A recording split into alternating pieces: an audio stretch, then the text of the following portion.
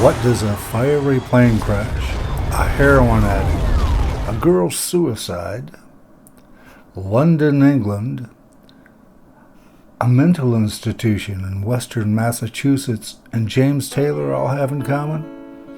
You're about to find out in this episode of The Story Behind the Song.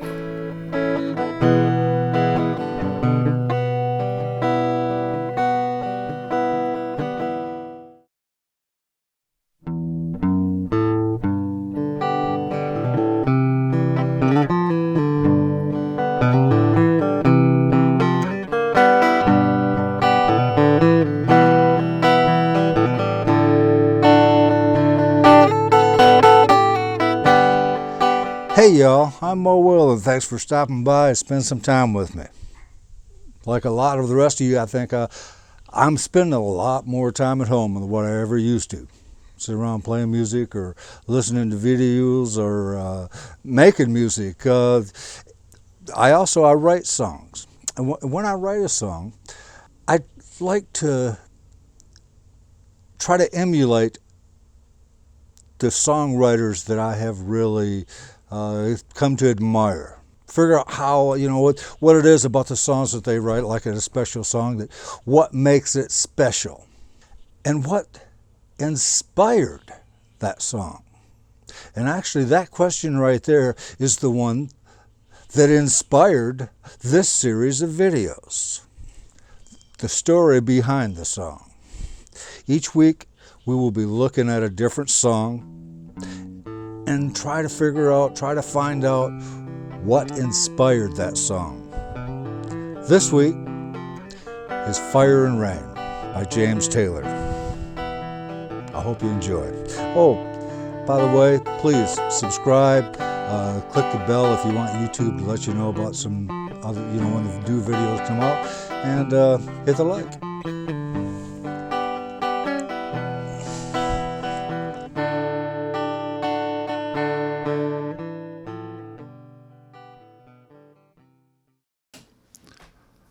Fire and Rain, written by James Taylor in 1968 in Massachusetts. It was recorded December 1969 in Hollywood, California. The song was first released on his second album with Warner Brothers in 1970. Now, the fan base story behind the song was that some friends of James were going to surprise him by flying his girlfriend Suzanne to one of his concerts. But sadly, the plane crashed and she was killed. Hence the line, "Just yesterday morning they let me know you were gone," and also, "Suzanne, the plans they made put an end to you." This also explains the lines about how there were hours of time on the telephone line because he had been away on the road and they could only talk over the telephone. They, James and Suzanne, would talk about the sweet dreams they had of some sunny day when they would once again be together. Now those sweet dreams and the plane or the flying machine were both in pieces on the ground. But the truth of it is, according to Mr. Taylor himself, in the course of several interviews over the last 50 years or so since the song has propelled him to mega stardom, that story just ain't true. James says that although the song is autobiographical, it wasn't based on the tragic death of his girlfriend dying in a plane crash. According to James, in a Rolling Stones article published in 1971, the song was inspired while recording Sweet Baby James at Apple Records in London. The first verse came from his reaction to hearing that a friend of his back in New York, a girl by the name of Suzanne Schneer, had killed herself. James, it seems, was a very troubled, maybe even fragile young man whose psyche was even further damaged by addiction to heroin.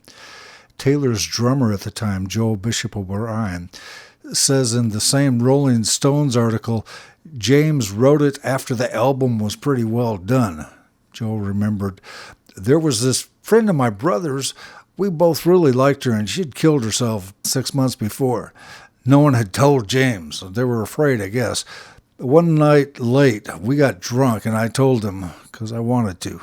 In a week and a half, he had that song written." Now, there's some question about this timeline, as we will find out later from James himself. James goes on to mention that he sometimes felt kind of mercenary about using Suzanne for his song and wondered if her parents knew that he was referring to their Suzanne.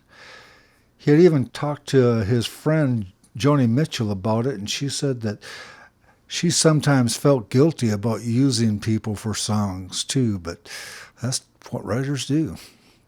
James says the second verse of it is about my kicking junk just before I left England, and the third verse is about my going into a hospital up in western Massachusetts.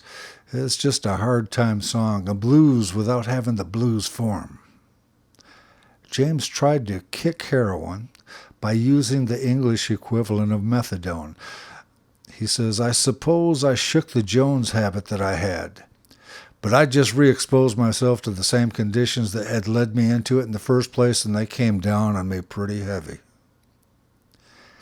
It seems that with his real world in chaos, James tried to build an organized world in his songs.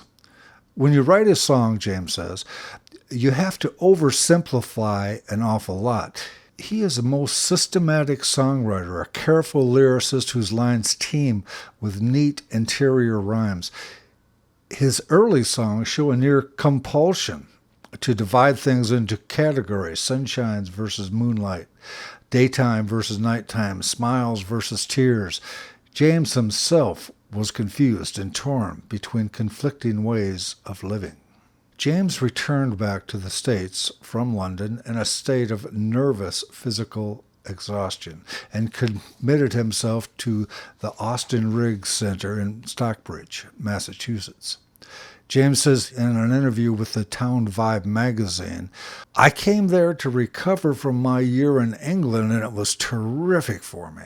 It was mainly a very sheltering, therapeutic environment for me, and as soon as I got back on my feet, I hit the road.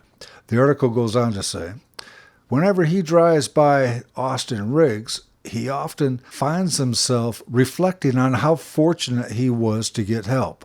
I think of Riggs often when I play Fire and Rain. I wrote that there. So I'm not sure what his drummer Joel meant when he said that the song was written within a week and a half after he found out about his friend Suzanne's suicide, because it don't seem like the timeline really fits. The final verse of the song talks about how he has been walking his mind to an easy time, referring, I think, to when he was released from the chains of his addiction. It goes on to say that the hours of time on the telephone line is not referring to conversations he had with his girlfriend, like the fan story proclaims, but is used in conjunction with the last line of the song. The whole line says, there's hours of time on the telephone line to talk about things to come, sweet dreams and flying machines and pieces on the ground. The term flying machines is about a band that he was in before he went to London and became the first non-British singer to be signed to Apple Records.